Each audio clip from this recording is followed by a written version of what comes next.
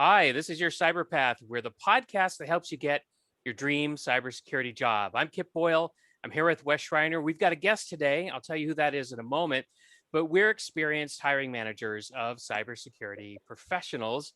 And this episode is available as an audio only recording in your favorite podcast app, but it's also available as a video on our YouTube channel. So just go to YouTube and search for your Cyberpath podcast, and then you can see all the visuals that we are offering you.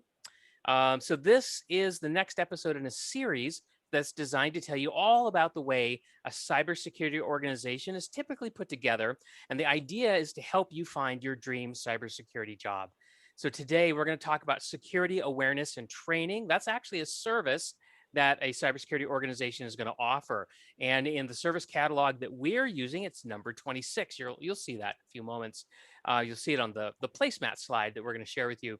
And as I mentioned, we do have a guest today. And Wes, would you please introduce Gabriel? Oh, I'm glad to. Gabriel is joining us from, if you'll jump slides here.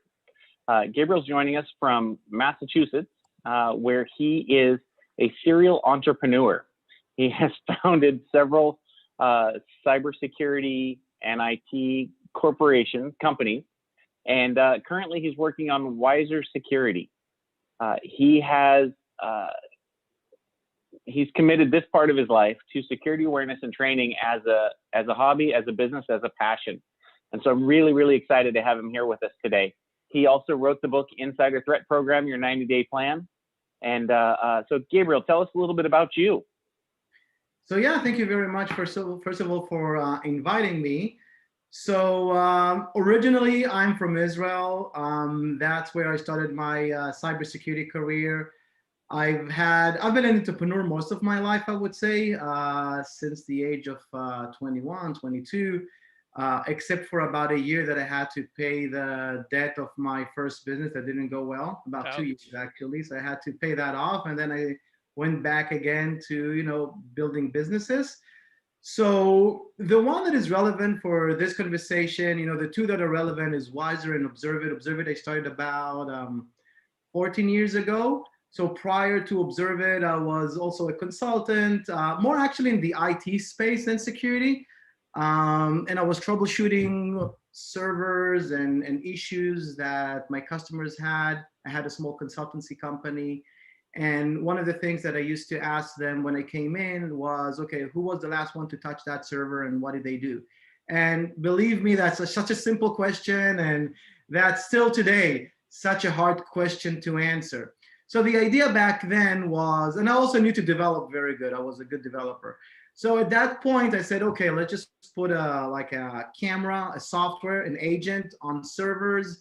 And whenever somebody logs in, it starts to take screen snapshots. So next time if somebody's asking me, what happened, we just go pull the screenshots and see who checked what box.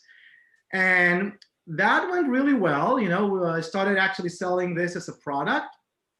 But very quickly, customers told me that they needed more for security and compliance than for troubleshooting, because they had a lot of partners, remote vendors connecting to their servers, and they wanted to know, what to do. And especially there was this blame game, and there was compliance requirements that required to figure out, to have an audit trail of exactly what happened. So the company shifted very quickly from an IT company to a security company and compliance. So when we were just doing troubleshooting, it was enough to just look at the videos and see who clicked what. But when it became security, we added analytics and we started to actually understand what people are doing so we can create alerts and then user behavior. And we became this biggest insider threat company. Which eventually we sold about a year and a half ago to Proofpoint. We had a lot of customers prior to the sale. It became a really big company before it was acquired. So from a point where I was dealing with understanding human behavior inside the organization and figuring out and seeing what people are capable of doing. By the way, most of the time not maliciously, but still they were putting the business at risk. It doesn't matter, the intent. They were trying to be productive, but by doing so, they were just, breaking things and breaking and, overriding policies. So from preventing and monitoring, for me, it was natural to be like, okay, we need to educate you, right? Like the biggest problem is education, because it's honest mistakes. Honestly, like every time we looked at something, yes, there were some like bad actors, but I would say 90% of the time, it was just honest mistakes. And there's this culture, right, of get the job done, right? That's the culture in the organization. Get it done now. So you're concerned. That's the culture. So you want to make it happen no matter, you don't want to come with excuses. But that culture conflicts with the culture of do it right. Yeah. And in most cases, they didn't have an open door. So what do I do? Who do I call? They don't know. And it ends up being a problem where people just override and, bypass the security controls just to get the job done. And then they explain their logic and, it doesn't help, right? Like after the fact. Right. Yeah, I've seen statistics that suggest that up to 80% of all security incidents are a result of an insider either being manipulated to doing something they shouldn't do, or they made an error, right? And an error could just be a misjudgment, or it could be they cut a corner. So culture, it's really interesting. I've noticed that culture is such a massively important aspect of how secure an organization is. But cybersecurity people in general, right, don't want to do anything with culture. It's messy. It's really messy. There's a saying that culture eats strategy for breakfast. Yeah. And I believe that because, when you have the right, when people care, and we can talk, I can do a whole presentation about culture, but, it's such an important, I would say it's a foundation of security. It is. Culture. I absolutely believe that without any doubt whatsoever. And in my consulting work, I really emphasize that by actually including top influencers in a company as part of our assessment process, because we want to know what they're thinking. And then subtly, we're also actually training them about what good cyber risk management actually looks like. So I'm totally on board. But it's hard, right? Like the thing is, you learn, and we're going to talk about it as well. People think about cybersecurity technical. So we get all those certifications and we become this technical person that, now somebody tells me to do culture and I'm like, but, we have to close and patch the service, which is also important. But, culture is just underserved. It is. And there's so much to do there. And I think this is a big part of the roles in the future in the cyber. That's what's probably needed the most, because I think all the technology solutions, to some degree, they even create a false sense of security, I would say, because it's sort of like that get rich quick scheme where I'll buy something, I'll put it, and I get, and it will fix my problems. But it doesn't happen like that in life, in almost nothing. So you're telling me the Office Depot commercial with the easy button, you're saying that was not true?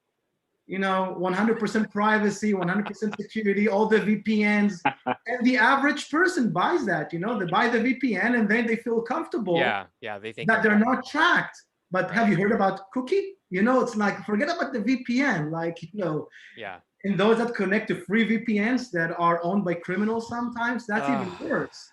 Yeah, I've got a whole rant on that. So we're having too much fun too early in the slide deck. So we're going to get a chance to dive in a little further in some of this in a few slides. Okay, man. I do want to call out here at the bottom, the wisertraining.com, and specifically related to that, there's a security awareness and training program. It is 6 chapters long. The chapters are light, easy reading, and they will get you started in building your first security awareness and training program. If I were a young professional looking at one place I might consider going directly into a security organization, this might be the direction I might go in. And if I were going into an interview for anything security awareness and training related, and I hadn't read the Wiser Training Manual, I would be unprepared. I say that because this is the definition for what success looks like in this space. So, and let me say, Gabe is not a sponsor of this episode. Okay. Not at all. No, but we love what he's doing, so we want to make sure that we're showing him how much we appreciate him. Thank you. Indeed.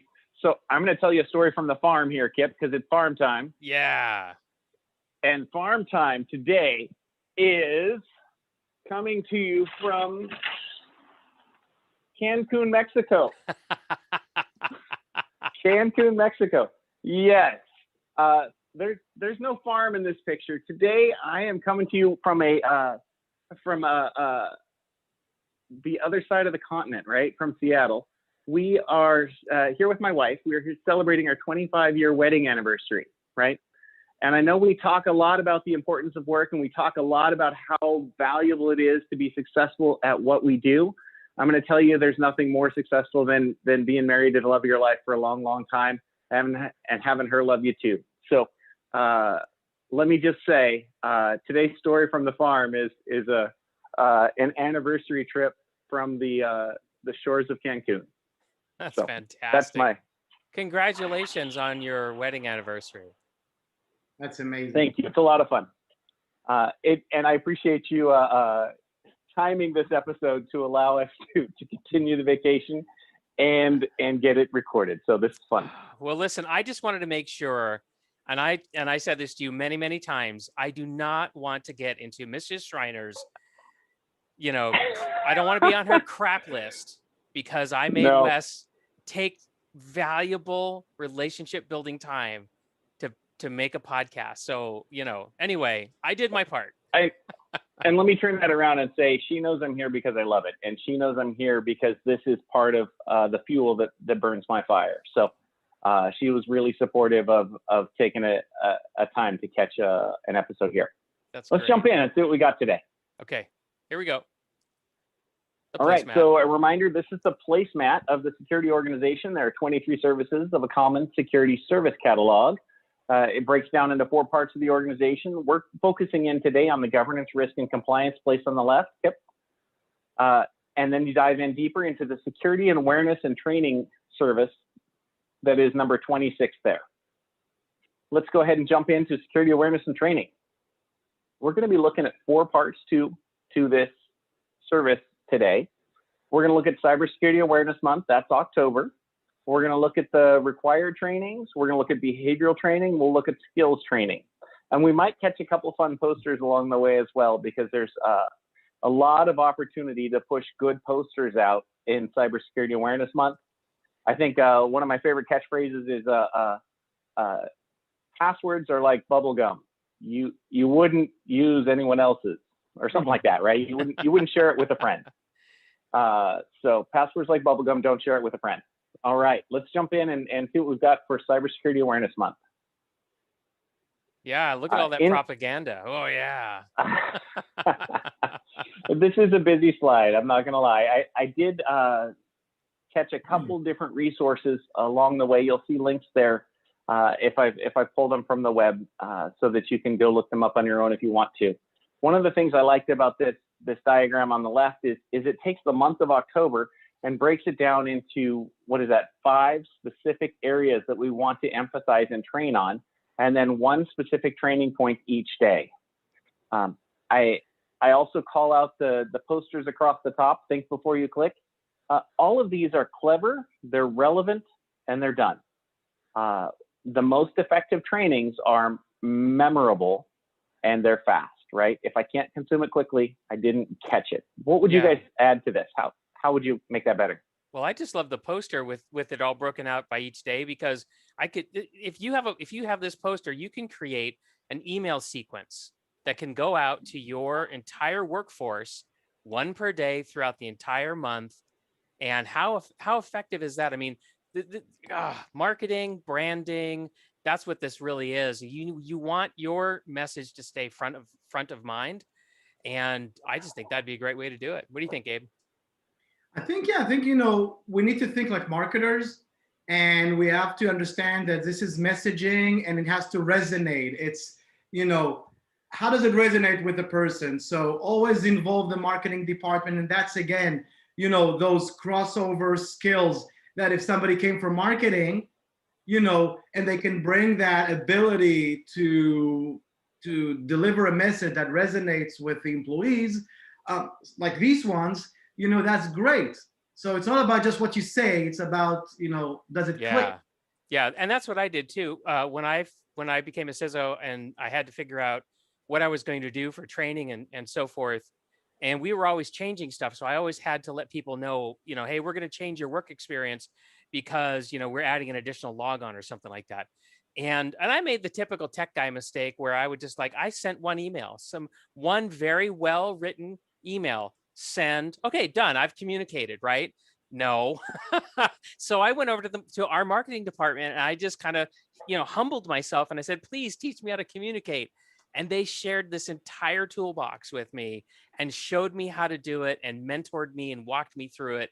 I'm so much better for having done that. So Gabe, I'm so glad you mentioned that. Yeah, look, it's a multi-touch process. Like in marketing, we say you have to touch a person about 5 to 7 times in order for them to remember you, even before even listening to you. So they want to see you in different places. So again, we need to use those marketing methods because it's our job not just to communicate, to market it into the organization. We have to put our marketing hat and understand that we have buyers and they don't have to buy our shit. Like it's up to them whether they want to listen or not. And we have to do a very good job and again talk to them and do things and activities. Right. And my marketing hat was made out of a day old newspaper, right? I didn't know what the heck I was doing.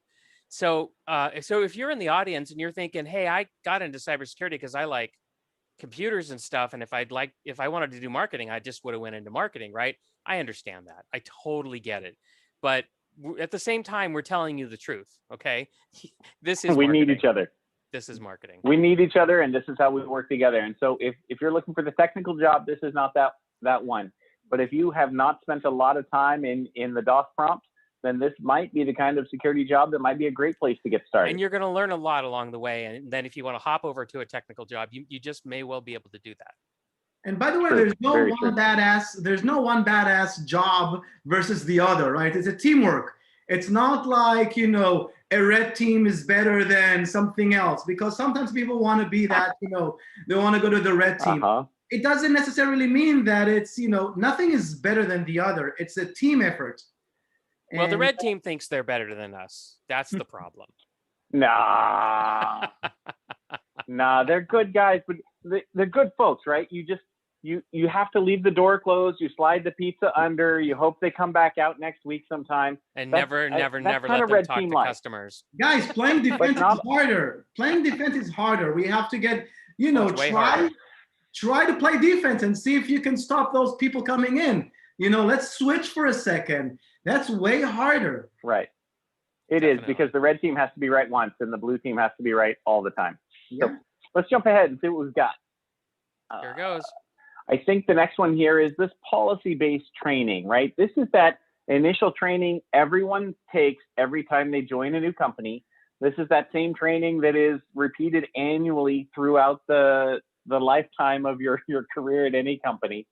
And it's delivered usually through the Learning Management System, or LMS. This training is usually based on the acceptable use policy, the data classification and handling standard. And sometimes, actually always, I think, it ends in a signature or e-signature acceptance. I acknowledge that I promised to be a Boy Scout in all these ways, right? And that is really almost a CYA for your organization to ensure that you have accepted and read and consumed those policies so you can be held accountable to them, right? Often these are company-centric voices inside, or company-centric trainings. So they're usually done by recognizable voices inside the company, right? It might have an introduction from your CIO, and it might be narrated by your CISO.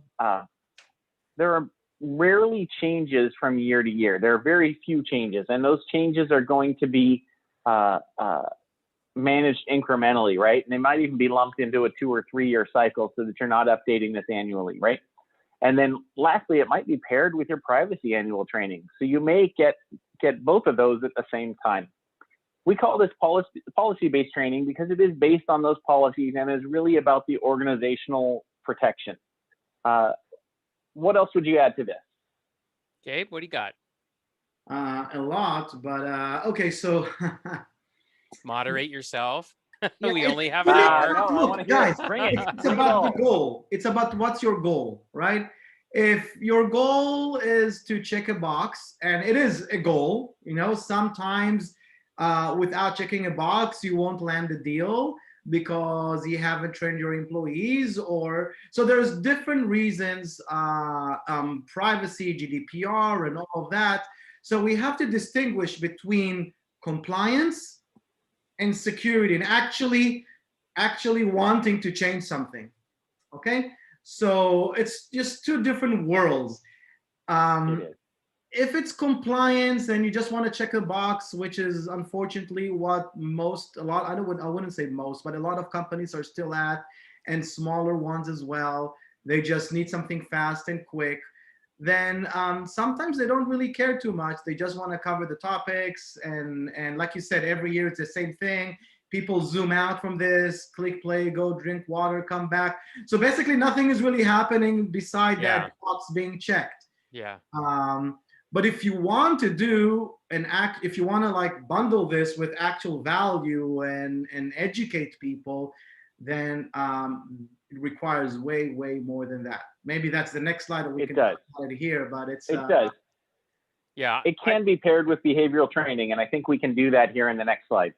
But What's that, Kip? before I advance to the next slide, I want to say that a lot of small, medium-sized businesses don't have an LMS. They don't Mhm. have any infrastructure to do this. And so that's an inhibitor for them, right? So and I work with them all the time on this. And I wish that there was an automated solution that was at a cost that they would think is good in terms of getting that acceptable use policy every year. Oh, that's us. Yeah. We have Well, a free LMS. well, what I was going to say is all my SMB customers who need training, I enroll them in Wiser training. Oh, thank you. Yep, I do. I do. Look at that. But there's other parts here that are still missing, right? So anyway, I just want to acknowledge that for SMB organizations, some of this stuff is a little awkward, and because you just don't have the scale of a large enterprise. That's all.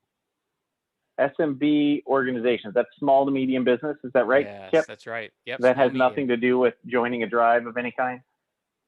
All right. Samba. But here is the thing. I want to touch the SMB for a second because, SMB serve large organizations, right? Mhm. So, and what happens with compliance, going back to this compliance, just to explain, to the audience how it works sometimes, actually a lot of times. So the big company is saying, I'm going to work with you, small company, but I have to do my risk assessment. So we want to know that at the minimum, your employees are trained. So the small company is like, but I want to close the deal now. Like, That's right. we have almost a PO, but we have to answer this questionnaire. So what they do is they just go and look for the cheapest, easiest solution to check the box. Everybody has to sign off, and then they get the deal. But we haven't actually eliminated or even reduced the risk, because the big companies eventually are being sometimes attacked through those small companies. So if I'm an attacker, I go to the small company, and this is the easier way in because they are not trained. Maybe the big company did training and they're resilient, but the small company just checked the box. Yep. They are now this gateway, and this big company trusts the small company. So it's all about trust. So this is how we just get in, and that happens on a daily basis, where attackers get into the bigger organizations through the smaller ones.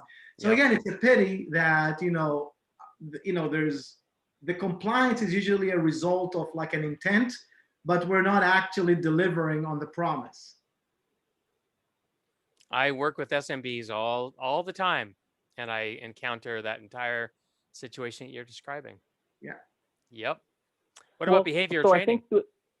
I think that's the answer, right? Is once we get past the compliance-based training and move into behavioral training, we start looking at how can we actually change behaviors inside our organization, right? These trainings may be educational, or they may be live practice. Mm-hmm. They may be job specific, They may be e-learning. If the policy-based training is delivered to every staff everywhere, the behavioral training is targeted towards sometimes specific groups of staff and sometimes the whole staff organization. And it's going to create and teach behaviors that we want to see become part of our culture, right? We heard culture trumps strategy. Well, I think that's going to be true here, right? We're designing culture when we're designing behavioral-based training, right? Yeah. And some of the examples of behavioral-based training might be some password complexity training, or how do we handle our two-factor authentication? Where do we hide the Post-it notes with our passwords? And if your dog passes away, what's your new password going to be, right? Sorry, that was supposed to be funny. It's kind of sad. Now I feel like a bad guy. We lost two of our 17 listeners because the dog thoughts there, and now they'll all right. Sometimes we're going to do anti-phishing in this behavioral-based training, and that's the one I want to highlight in greater detail today. This phishing training is often done as a live test done in your inbox that may be scheduled, maybe not, maybe informed, maybe not, where maybe once a month or maybe once a quarter, a percentage or all of your staff get an email requesting you to click on the link and enter your credentials. And for those who click on the link and enter their credentials, that's the group of people that didn't pass the test this time, right? Busted. Well, but let's think about that busted, right? Is it busted because Bob clicked on the link, or is it busted because we as an organization aren't talking about phishing and talking about the phishing threat, and we haven't built it into our culture that we have a plan for how we're going to avoid it, right? I can tell you the word on the floor is busted. It is. It is. I mean, it's a competition, right? Most employees see this as like a friendly competition, right? Who's going to get caught in the phishing net? So. And the live practice is a great way to teach, but it can cost relationships if it's done poorly.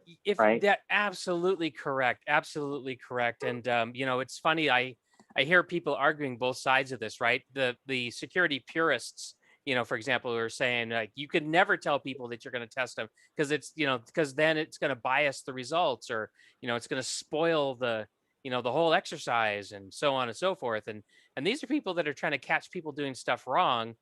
And all I can tell you is that you're never going to be able to build working relationships that way. It goes back to culture, guys. Like if done wrong, it can hurt culture. And it can have the negative effect. You want, as a security team, to have an open door for people.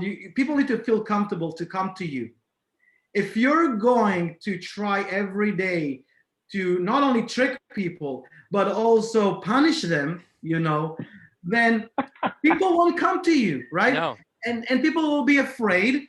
And if you do it too much, by the way, people will be numb to a point that they will, even legit emails, they won't open because they will be terrified. Yeah. Well, so that's to the extreme, but some people are like, we're going to trick you all the time. And then people are like going crazy and they're just afraid. They're deleting customer emails. Maybe it's, I don't know. I'm not going to open it. Yeah. Right. It's a bad scene. It can get terrible. So it's really a question of, what do you do first, phishing or training? For me, that's again, a personal approach. You train first, because otherwise you're just wasting your time. Of course, they will click. We tell them to click, right? We send them stuff to click all day long. That's what people in the company do. They click. We ask them, open the document. They send you a link. Yeah. That's our daily job. Yeah. Well, think about people in HR that are getting resumes emailed to them as attached emails all the time. Think about people on your accounting team that are getting legitimate invoices attached to emails all the time. Yeah. Salespeople are constantly getting emails with purchase orders attached to it all the time. These people, I believe, are operating in a hazardous duty zone because they have to open this stuff up. And so my challenge to cybersecurity people is, what are you doing to give them extra protection? Yeah.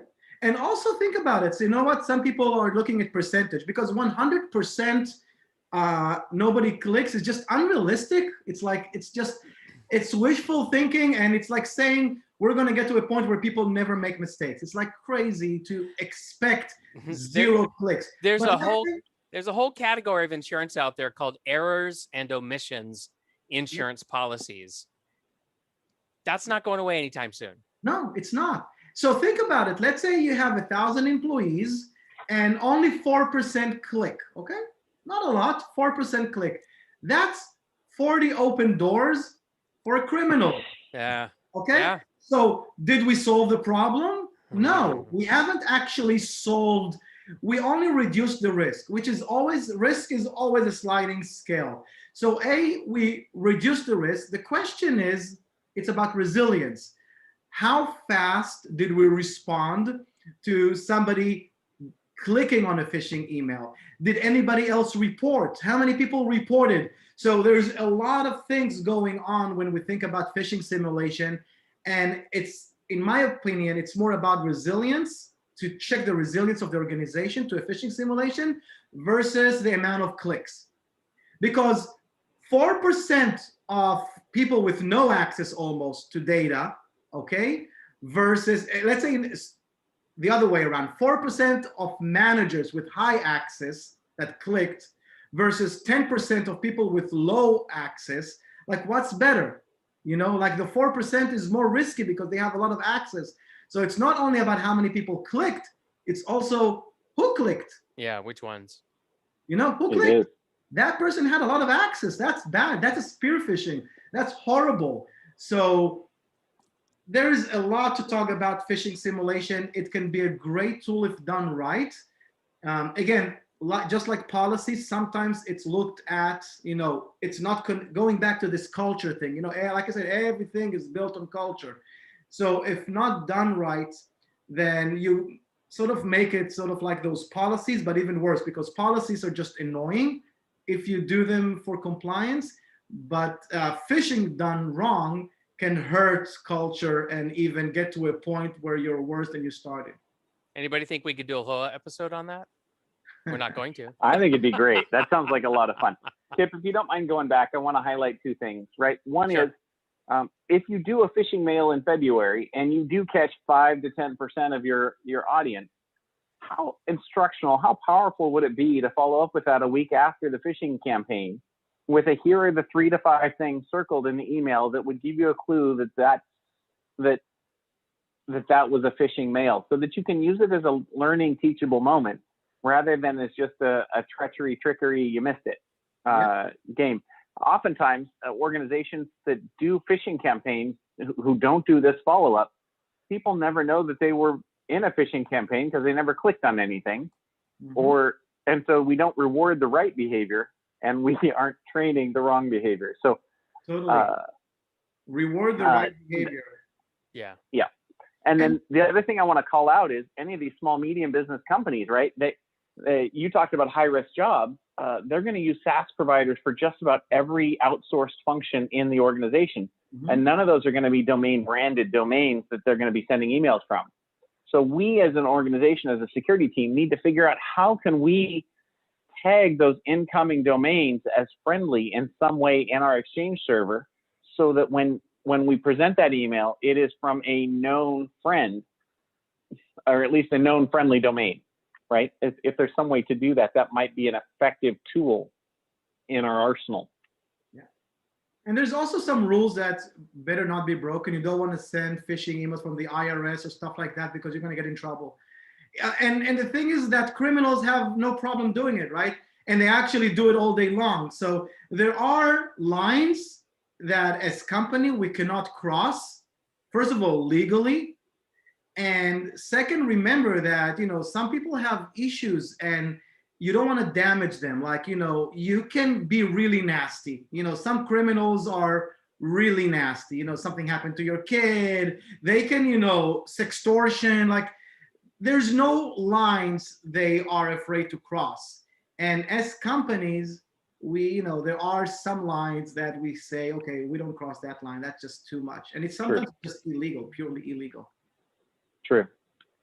All right. Let's jump ahead to the next type of training. This is a skills-based training, and this is we don't have a lot to cover on this topic, so I'm going to move pretty quickly.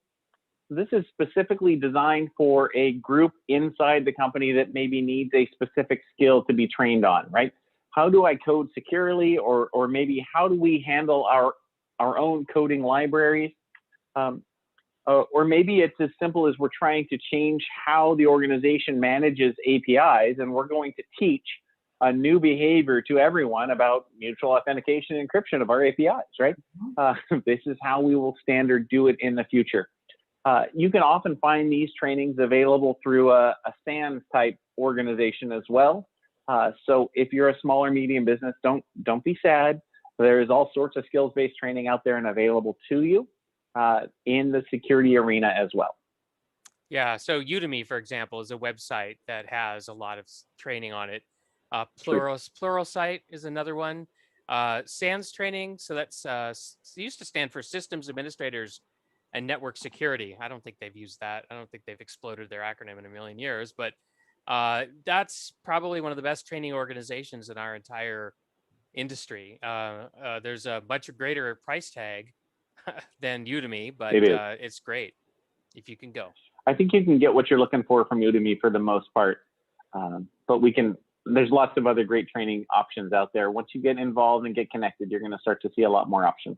Yeah, but I think it's important to make that distinctions, between awareness and behavior changes than skill. It's very, people mix things up. So skill, usually you choose. In most cases, like Udemy, you choose something and you actually want to learn, right? With awareness, in many cases, the company is forcing you to do that. It's not your choice and everyone has to do that. So there's different challenges with those two things. One, you picked your own training, you want to develop in that thing and you learn it. And the other one, you're sort of forced to do that. So that's harder, because many people don't have the passion for it and they still have to do it anyways. So how do we overcome that? That's a huge challenge. It is. Let's see where we go from here. Oh, this one's going to be tough. How have we trained behavioral changes in our world in the past, right? And I think about when I was a young boy, my brother and I would ride in the back of the Ford Club Wagon van, and we would wrestle while my parents traveled down the road at 60, 70 miles an hour in that Ford Club Wagon van. Yep. And we were just wrestling because my parents had pulled the seats out and made it a big open space for us to goof off. And somewhere along the way, we had learned as young people that if the car were in an accident and if it were to roll over, we didn't want to be in that vehicle. We'd rather be ejected out the window than to stay inside the vehicle. This was the thinking of 7-year-old Wes. And it's my understanding that was a cultural thinking in that time as well, in the early 80s, right? But we began to see a shift in first the availability of seatbelts, and then the explanation of why they're beneficial. And then we saw influencers recommend it. And we saw a marketing campaign from our federal government. And then we saw penalties start to step in when seatbelts weren't in use and you were pulled over for something else, then you would get penalized for the seatbelt wearing also. And then it became a primary offense, and you could now pull someone over if the seatbelt's hanging out the door. And so the progression of teaching seatbelt behavior is such that today, seatbelt behavior is not really a conversation that happens anymore. For the most part, people are putting their seatbelts on, right? And it took a generation to get there, but we're there, and nobody wants to be thrown from the car window when the car rolls over anymore. Now we'd rather be strapped securely to the cushiony chair as it rolls. And we've got data showing, that this is a better way. It's a better way. Right. And we saw that with our 55 Save Lives campaign that came out. I still remember the general standing with the baton against the American flag, 55 Save Lives. And we saw more recently Oprah start the no phone zone, right? The be safe, don't be distracted when you're driving. And we're seeing the early part of that campaign. Yeah. Maybe we're in the middle of that now, where we certainly have penalties if you're caught with distracted driving. Yeah, But I think this is an amazingly good example, Wes, because I mean, look what's going on here. We're seeing an orchestration of different approaches to sending the message and reinforcing the message, right? You've got marketing, right? You've got these campaigns, these memorable campaigns to get the message out. But then you also have penalties, right? So it's like, hey, we're going to give you the carrot, but then if that doesn't work, we're going to give you the stick. And all this stuff has to come together, right? So in cybersecurity, you know, you're going to do a good awareness or and training, but if people are resistant to that, not just making errors, but are actively not interested in cooperating, well, you've got to be willing to go to the human resources department and talk to them about, you know, where in the progressive disciplinary system do these people enter, right? Is it a first time, you know, verbal warning? Is it a first time written warning? Because, you know, if they catch you stealing something valuable, you're just immediately fired, right? So you can enter in that system at any level, depending on the severity of your offense. All I'm saying is that I hope you go and have a conversation so that when somebody deliberately doesn't pay attention to what's going on here, that you need them to cooperate, that you have a way to enforce.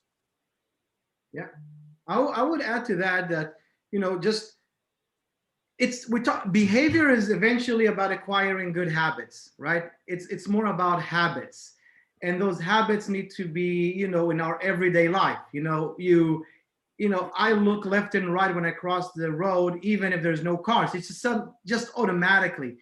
And it's so hard to acquire new habits. It's just so hard. So first of all, I'm a big advocate of like starting at, you know, kids age, you know, school, family, you know. I hope to, you know, online safety right now, I think it's a major topic and it has to be addressed at school level. But for our older guys, it's very hard to change our habits. Therefore, I think companies have to choose one or two things, because it's hard to tell them you have to change all your habits, everything that is in this policy 30-page document, because and we're going to tell you to read this again and again every year or twice a month or whatever. Just impossible. So choose one, two things, like, you know, think before you click, and just emphasize it, you know. Yeah. Emphasize it. A and year is not too delivered. long. Yeah, have this delivered everywhere by the CEO when he talks in a town hall, by the managers, by have an ambassador program. Just push the most important thing to you and make that behavior change, because one thing leads to the other. Telling people we need you to change totally altogether in one training because we said so, is just, again, unrealistic. It's not going to work. And with that, I love the idea of don't dilute your message. Let's keep it focused and stay on message. Mhm. I believe we started this episode with you've got to present it 5 to 7 times in order for someone to hear it. I think we're staying on message with that today. And culture, you know, all of this behavior change, you know, it's culture. It's about your parents. It's about the society that you lived in, where they're embracing the seatbelt or not. You know, if everybody's embracing it, you'll just put it on automatically. If nobody's embracing it, you'll be like, you know, I don't care. Right. Okay. Let's see where we go from here. This is a fun slide. I hope you can follow me on this one. I think this one's going to be actually pretty helpful when we get there.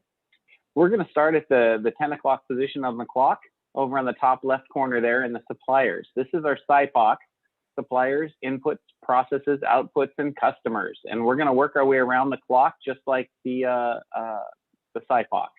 So in the top left, our suppliers for this are going to be our policies and standards. They're going to be our current outstanding risks, and they're going to be our compliance customers, right? The folks who want to know that we did check the box, right? We're going to take inputs for that. Those inputs could be new regulations. They could be environmental changes or policy changes. There could be new attack techniques. We can even filter in previous campaign results because we can learn from our previous campaigns and we can get better.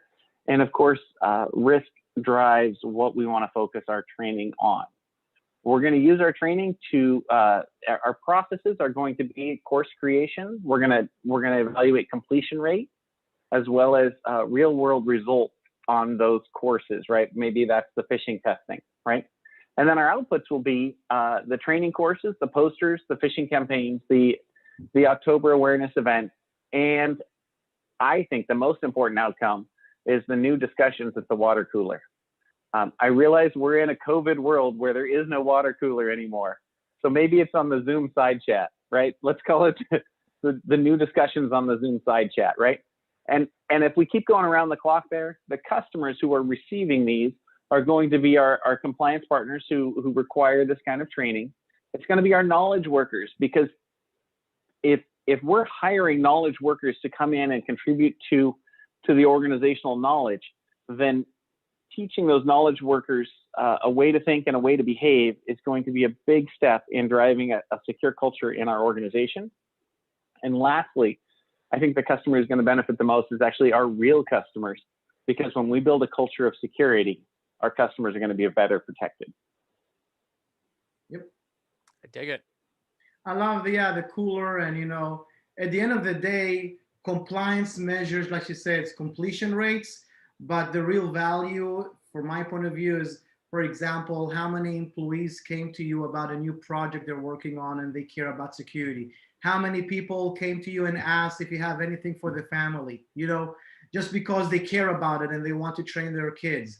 The inbound is more important. How many people are coming to you? That's a good, indication about that things are changing, that people care. And that goes back to time culture. I'm going to pick up on that for just a second. I think one of the most effective behavioral training campaigns that we can do is to have a security training on how to secure my home wireless router. Right? Has nothing to do with work. We haven't talked about it, but the biggest driver for security awareness for me is making it personal. Because here is the thing, people relate to things that are personal to them, right? And the advantage we have in security awareness is that the threat actors phish a person the same way they phish a company. It's the same threat vector, right? So if I can show you how you can avoid getting scammed in your personal life, you change that behavior because now you care. You don't want your WhatsApp to be, hacked, or your text message, or your phone, or your AT&T, or whatever that is. And you're like, oh, wow, this can happen, because some people don't realize this can happen. And then you're like, what can I do? And then you teach them, they apply the same behavior. They take the same behavior that they apply at home, they apply it at work. So it's just much more efficient to just show them how to be safe at home, because they will apply the same thing at work. That's one thing. Second thing, agreed, is deliver it in the same way they consume content today. Mobile, 1 minute videos. That's what we do, 1 minute videos. People don't have attention span even over than 30 seconds. So having them sit down and watch a 45-minute video training is like, it's just, even if they can, even if they will sit, they will be zoning out. So deliver the content on mobile, let them flip quickly, let them watch it, flip, go back, take their, control the pace, and make it relevant to them. These are like crucial things to make even the policy training that we spoke about something that people will actually want to consume. That makes sense. I like that. That's a very thoughtful way to do it. One other thing I want to highlight is making it personal. Gabriel, you recently posted, or I think reposted, the contract that you might have as a father with your children, who are, or mother, right? Father or mother, but I guess we're all dads on this podcast. With your children, that would be, here's how we're going to behave online. This is what it means to be a citizen in the internet community, and these are the things we will and will not do. I love that posting, and I think you've got it available on your site and as a download. Yep. Again, maybe they won't follow it. It cannot be enforced, but again, we're telling our kids our expectations, we're setting them in this contract. There's not only the kid part, there's also the parent part, right? So we made it, what does it mean, privacy? I will learn about it as well. So I won't be like, talking stuff that I don't understand. So I'll educate myself. So there's like parts that the parents is also signing because it's mutual. Yeah. And it's a really powerful tool because either you don't need it now and you introduce it as a family and have the conversation, or you need it now and it's too late. Yeah. So that's my wisdom on that one. I would say go download that one right away if you're listening still with us. But we know 45-minute podcasts are a thing of the past. We learned that just now too. What do we got for the next slide, Kip? It's All mistitled. right, we've got. I just noticed that. Sorry Forgive about us, that. everybody. Forgive us, everybody. We got ahead of ourselves. All 17 listeners are who are still with us. There's only this is 15. the You scared people- away 2 before. We lost them with the dogs comment. I'm downhill. They're all staying with us. We're very good. It's Well, they're just running us in double speed so they can get through it faster. This is the people of security awareness and training, and this is specifically there are roles as maybe a training lead or as a content creator or as the phishing administrator, right? None of those could be full-time roles, but more likely all 3 of those might be a single role. The skills that might come into this role might be content creation. They might be still content or video content. And the skills are all about how do people learn and how do we teach. I think people have the tools. Okay, sorry, go ahead because I'm like excited. Go ahead, please. Jump in. I'm saying don't look for the role, okay? Like, let's say you work in a company, in a position, and you're in marketing, or you know how to create content, or you like to draw at home, or you think you're good at messaging. Go to the security team because I'm telling you, they're lacking these skills today. They're lacking them. So go there and tell them I can be of help and make that role, because you're not going to be competing with all the very, very technical guys on one spot. Here, you have something that is evolving, and it's just a huge opportunity for you to put your foot in the door. And if you later want to evolve to a tech, position, then pivot. But at least now you're in security. Yeah. And even more so, this is the probably most underrated, most important role you can possibly have in a security organization. Think about it. What other role is going to influence the culture and the people and the families of the people who are working at your company? Yeah, this is amazing. You're communicating with everyone. You're going to be talking to C-levels. It's huge power. This is an amazing role that I think, just security teams sometimes don't realize they need to hire this. So just go there, suggest yourself, if you're working even in the call center or wherever you are and you have those skills, say, hey, I had customer calls. They talked about this. I think I can really create awesome content. And you should. People in the security team will be like, wow, yeah, can you do that? And you do it once, you do it twice, and suddenly you're there, Yeah, they don't want to market. Remember, we said that earlier? They don't want to market. Go to them and tell them you'll market for them. They'll love you. Exactly. Bring pizza. Just make it, do it yourself. I don't know. I'm an entrepreneur. This is my line of thought always, you make it for your own. You don't go and ask for it. You just do it. So this is just one void that exists that you can fill. I want to mention one more thing is that if you're interested in security awareness and training, there are other jobs that you can pursue that are not baked into a larger cybersecurity organization. Look at Gabe. He is running a standalone training company. Mm-hmm. There are other standalone training companies that you could join and be able to produce great content. So you could teach in another kind of learning organization, a university, mm-hmm. or I'm sure I could start listing off all the different places that does training, but I think you get my point. And the point was well made, Kip. Well, what do we got next? The guest gets the last word. What have been the keys to your success? Um, okay. Um, I think we surprised him with this slide. We should probably give him a heads up or something. no, this is a Uh, great question. So look, depends on defines, first of all, define success, Well, you can do that. You have the last word. What is success yeah. to you? So look, before I'm a security guy, I'm actually an entrepreneur, right? So I started very young. I've been optimistic and naive, which allowed me to move fast forward, because I wasn't thinking too much all the time about what if and what if. And for me, it's like, if somebody else can do it, why can't I do it, right? Because yes.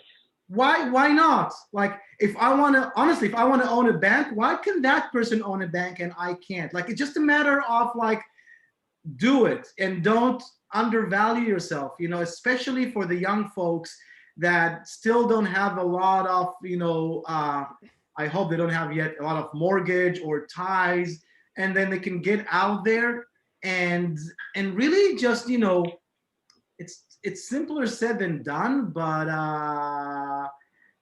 that being a little bit naive helps. I can do that. And I don't like, so here I'm giving advice on the one hand, but remember that every person has their own path. I cannot even repeat my own path. What I'm doing right now with Wiser is completely different. The path that I'm taking with Wiser is completely different than the path that I took with Observe It. And that's true for everyone, So listen to people, but, listen to your inner self, what makes sense, and experiment. Don't just follow, I need this certificate.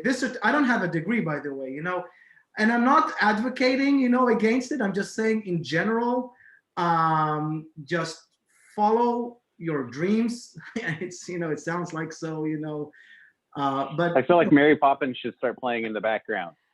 But it is, like, just people are so much looking for the answers and for somebody to guide them, and they're not listening to their inner self about, and just start doing something. You'll probably get it wrong. That's fine, and you'll improve. It's about progress. What matters is progress. Well, yeah, So, I mean, you were very transparent with us about the fact that your first entrepreneurial venture didn't work out the way you thought it was. oh, I had a few that didn't work out, guys, not just one. But and I was depressed, and but again, you get up, and the question is, did you learn anything from this? If you learn something from this, then you're a winner, because you're taking that as a stepping stone for your future. If you're just going to cry about it and like how I wasn't accepted or how it didn't work and why you're a victim, then you're a victim. You just became a victim because you defined yourself as a victim. So it's really a point of mindset. So It is. Sorry. I would add to that a statement that things worth doing are worth doing poorly and awkwardly, right? Because they're still worth doing. My entire career was zigzag. There's no straight line. That's just it's a roller coaster, and it was zigzagging. And I was fortunate enough, but I think part of my, being fortunate is going that path, because when you're zigzagging, you need to hit it once, and then you have this base to continue and build. So Gabriel, if you were talking to someone who is in school currently dreaming of being a cybersecurity professional, what would you tell them to focus on? What would you recommend for them in their studies? So first of all, within, like what we spoke about today, within this, and by the way, my kid loves, yeah, maybe because of me, but he actually really, really loves it, and I told him, and before that he loved music, and I always told him, do whatever you want. Like, you don't have to be security, do music, whatever you want. But, I guess from the things that I told him, he got excited about it, but he found his own path. He's more into, specific things in security. So learn what do you like in cybersecurity, and don't make it about money. It's not about, oh, this is a hot topic. Like, learn, experiment before you decide to hone in on one thing, and just practice. Just do a few things. There's a lot of just don't rely on the certificate only. Don't just, try to prove people that you have a certificate. That certificate helps, but it's not enough. So, work with the community. There's a lot of help on, in the community that people are willing to help. So collaborate with people, talk to them, help others. That's an amazing tip. Help others. As you learn something, find people to help them. Because when you're starting to help other people, you become better. It's just like that. And you're building appreciations, and people start to recommend you and talk to you, and you become the center of attention. Because and that's, by the way, how leaders become. They serve others and they become leaders. You don't accept the leadership. Nobody puts the leader on you. The more people you serve, the better leader you are. So start small. Teach people, like what you guys are doing right now. You're helping other people. You're not asking for anything in return. And that's how it works. So it doesn't matter if you're day one, you just learn something, blog about it, write about it, comment about it, ask a question, help other people, because there's always people that are learning now, what you learned yesterday. You can help them. So Indeed. That's a huge one, helping others, honestly. So now that you've learned it a day before they did. So now what do you wish you knew, or what do you know now that you wish you knew then? First of all, I'm happy, like going back to being naive, I'm happy that I didn't know then what I know now, because I would have not taken that. The risks are so big, at least because I've been an entrepreneur most of my life. So knowing now the amount of risk I took, that is probably means that I wouldn't have done it. I would have known how hard. That's why sometimes I don't like talking to like young folks and telling them, they ask advice, and I'm like afraid to give them, to tell them what to do, because I'll just shed light on all the difficulties. And sometimes I don't like doing that. So I'm like, yeah, try that, even though I know they will fail, because failing is part of the journey. So I would say, again, I'm just happy that I didn't know then what I know now, honestly. Outstanding. Honestly. Very good. So Kip, what are our key takeaways for today? I think they are that security training is often overlooked. It's actually a life skill, and it has huge opportunity to impact the company and the families that are supported by that company, right? This is a great area of opportunity for non-technical people to move into a security space. And I hope we saw as well that this is awareness and training is an outcome of what did we do last week in our policy, right? And once we have our policy set, we have trained our organization on that. Next week, we're going to look at strategy and architecture and see how do we apply that in our technical spaces, in our plans for the future. Over to you. Excellent. Excellent. All right. Hey, everybody. I sure hope you liked the episode today and the things that we shared with you, Wes and Gabe and myself. If you do like our podcast, definitely go back and check out previous episodes. And I think you should also consider grabbing a free guide that we made for you, person who's trying to break into cybersecurity. It's called Play to Win, Getting Your Dream Cybersecurity Job. And what we did is we took the whole idea of capture the flag, and we said, if you can capture the flag as part of your training, then you certainly can take those skills and apply them to your job hunt. And so that's what this 20-page visual guide actually does for you, is it teaches you how to do that. And you can see on the slide here a little excerpt. This is pages 6 and 7. There's 4 blockers we talk about. We talk about how to overcome each one of those blockers. If you want it, it's yours. Just go to yourcyberpath.com/PDF. That's yourcyberpath.com/PDF. Grab it. If you love it, I'd love to hear from you. If you hate it, I'd love to hear from you, because that means I have to make it better.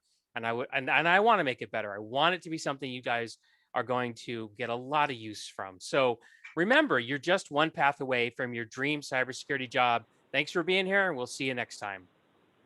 Thanks, all. Thank you.